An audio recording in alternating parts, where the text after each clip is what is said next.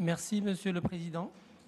Monsieur le Président, chers collègues, Robert Schuman, un des pères fondateurs de l'Union européenne, a utilisé le prétexte de l'union du charbon et de l'acier pour initier et mettre en place le projet de construction d'une Europe réconciliée et durablement paisible.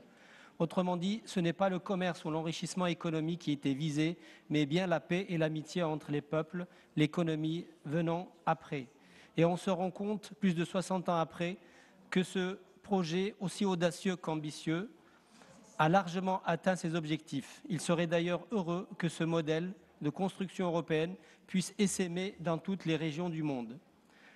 Pour ce qui nous concerne, je crois que la coopération Rhône-Alpes-Malopolska est justement et heureusement fondée d'abord sur des relations et des valeurs humaines partagées.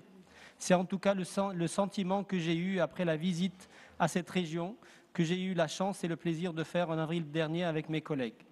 Ce qui m'est resté de ce séjour, c'est, pardon de le dire, moins les inévitables mais nécessaires rencontres protocolaires que les visites hors protocole et ô combien enthousiastes d'un centre de formation pour jeunes handicapés, d'un centre de recherche dirigé par un très jeune chercheur, le bureau des rails à Cracovie, la visite et l'accueil avec de la musique traditionnelle et en langue régionale, s'il vous plaît, dans une ferme dédiée à l'écotourisme, etc. Cette dernière halte m'a d'ailleurs conforté dans l'idée que l'agriculture n'est qu'une déclinaison, mais belle déclinaison, de la culture. Cette visite a connu également son moment bouleversant lorsque nous nous sommes rendus au sinistre camp d'Auschwitz et de Birkenau. C'est ma première visite en ces lieux et je dois dire que cela m'a profondément marqué.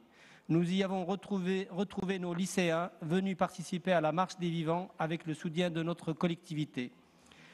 Je nous félicite d'ailleurs du fait que notre région favorise le voyage de nos jeunes en ces lieux de mémoire.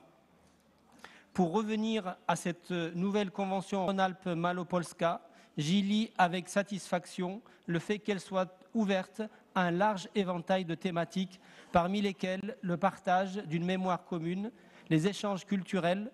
Dans la Convention, il est marqué « échange culture », donc il y a une coquille, la formation et la mobilité des jeunes, la coopération entre établissements d'enseignement supérieur et de recherche, le développement agricole et rural, l'énergie et la protection de l'environnement, la santé, l'aménagement du territoire, l'égalité hommes-femmes et la participation citoyenne. Tout cela dans un esprit d'échange, c'est-à-dire de partage, donc une relation bilatérale et non unilatérale, ce qui crée encore davantage d'intérêt à la coopération et ne peut que favoriser le rapprochement nécessairement fructueux entre tous les acteurs publics et privés et les populations de nos deux régions.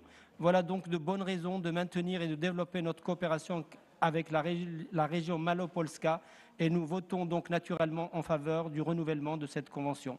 Je vous remercie. Merci. Monsieur Gollnisch. Oui. Merci.